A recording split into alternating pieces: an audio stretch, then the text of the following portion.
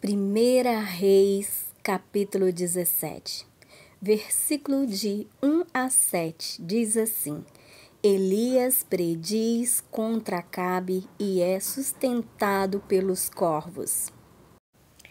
Então Elias, o tisbita, dos moradores de Gileade, disse a Acabe: Vive o Senhor, Deus de Israel, perante o cuja face estou, que neste ano nem orvalho, nem chuva haverá, senão segundo a minha palavra.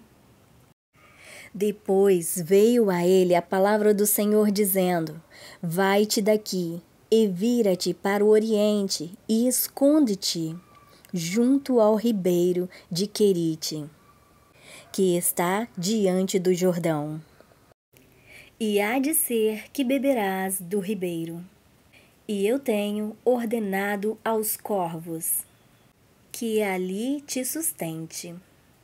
Foi, pois, e fez conforme a palavra do Senhor, porque foi e habitou junto ao ribeiro de Querite, que está diante do Jordão.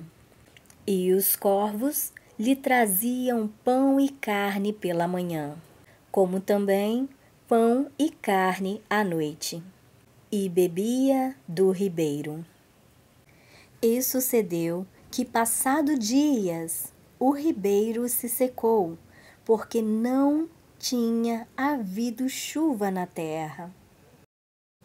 Amados, nesse versículo 1, nós podemos ver o quanto Deus colocou uma autoridade sobre a vida de Elias. Vamos conferir isso aí?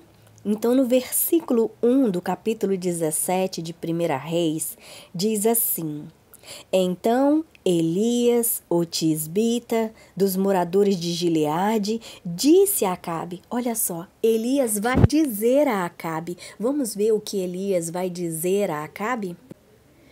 Cuja face estou. Vive o Senhor, Deus de Israel, perante cuja face estou. Nesse momento, Elias deixa bem claro que ele está diante a face de Deus. Ele está sempre juntinho de Deus, perto de Deus. Ele fala que ele está com Deus.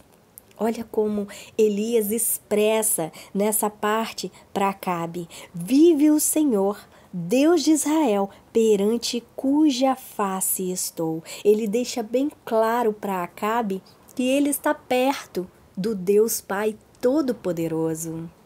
E continuando, ele diz que neste ano nem orvalho, nem chuva haverá, senão segundo a minha palavra, segundo a minha palavra, segundo a minha palavra.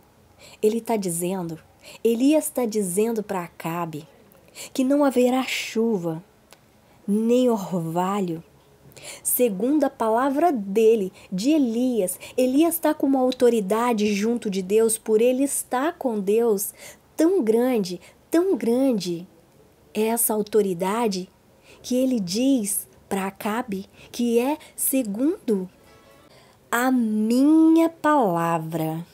A minha palavra. Elias, nesse versículo 1, ele deixa bem claro essa autoridade que Deus deixou com ele. Por ele estar o quê? Próximo a Deus.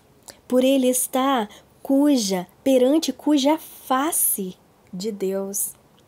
Essa autoridade de oração, porque é através da oração que chegamos a Deus, né?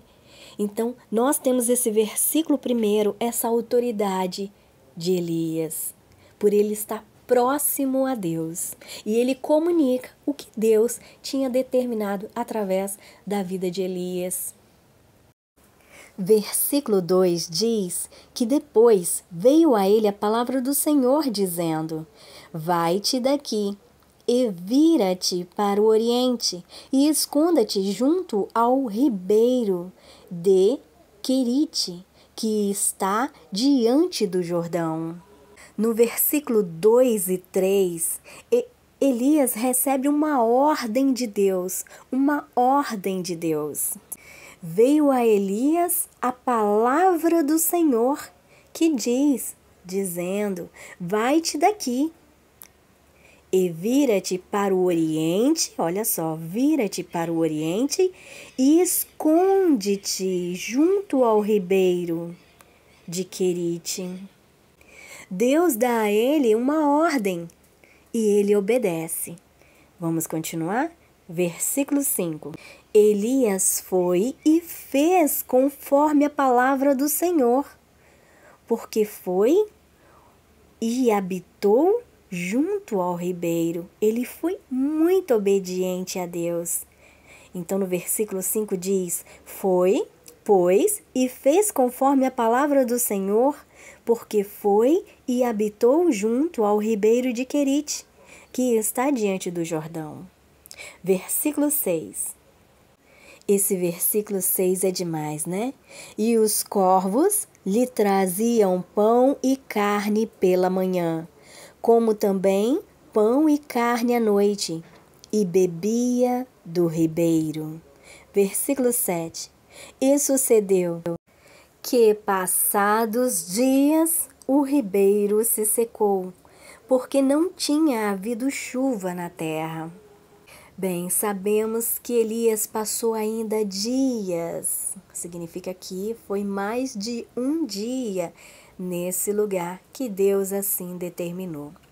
Bem, aqui nós falamos um pouco de 1 Reis, capítulo 17, onde fala aí dessa autoridade, né, que Elias tinha diante do Senhor. É uma autoridade. Deus, ele entregou uma autoridade nas mãos de Elias e entregou a ele também uma ordenança, uma ordenação para que ele venha a cumprir. Bem, aqui a gente finaliza essa história, né? Que os corvos vêm sustentando aí Elias nos momentos difíceis de sua vida. Bem, assim somos nós. Deus nos sustenta no momento que nós precisamos. Deus está lá, mesmo que a gente não consegue ver, Ele sempre através de pessoas, assim como o corvo veio, sempre vai haver alguém que vai vir em nome de Deus para te socorrer. Vai haver Deus. Eu lembrei até de uma historinha, né? Havia uma enchente na cidade e aí a pessoa começou a orar a Deus, né? Senhor, vem aqui, Senhor Deus, venha me resgatar, me socorre. Então Deus envia um barco e ele não vai, porque ele estava esperando que Deus viesse pessoalmente. Pensa bem. E aí Deus manda um helicóptero. E ele não aceita ir com o helicóptero, porque ele achava que Deus vinha pessoalmente socorrer ele. Então, no final, ele morre. E ele chega no céu e fala com Deus: Senhor, por que o Senhor não me socorreu? E então Deus diz para ele, bem claramente: eu fui, eu te enviei uma embarcação, eu te enviei um helicóptero, mas você não quis receber de Deus a salvação. Pois é isso aí que acontece conosco. Muitas das vezes não reconhecemos o socorro de Deus e continuamos pedindo a Deus e não identificamos a presença de Deus nos socorrendo todos os dias. Então fica aí essa palavrinha, fica aí esse temazinho, essa historinha, e que Deus abençoe. E me ajuda aí compartilhando, me ajuda aí dando seu like, me ajuda aí se inscrevendo, ativando o sininho para mais notificações, mais vídeos novos. Estou começando agora, preciso muito da sua opinião. Diz para mim aí a sua opinião, o que eu preciso colocar mais no canal.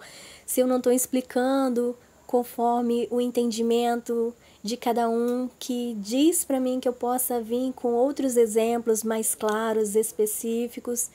E eu só tenho a agradecer a vocês. E obrigado pela essa oportunidade de estar falando sobre essa palavra de Deus, que eu amo essa palavra, que está aí em 1 Reis, capítulo 17, essa autoridade de Elias que Deus concebeu a ele. Então, a paz, Senhor Jesus, e que Deus te abençoe e abençoe a cada um. E não esqueça de dar seu joinha, se inscrever no canal, assinar aí, né, sua opinião, porque é importante. Beijos e um final de ano maravilhoso. E que venha 2023.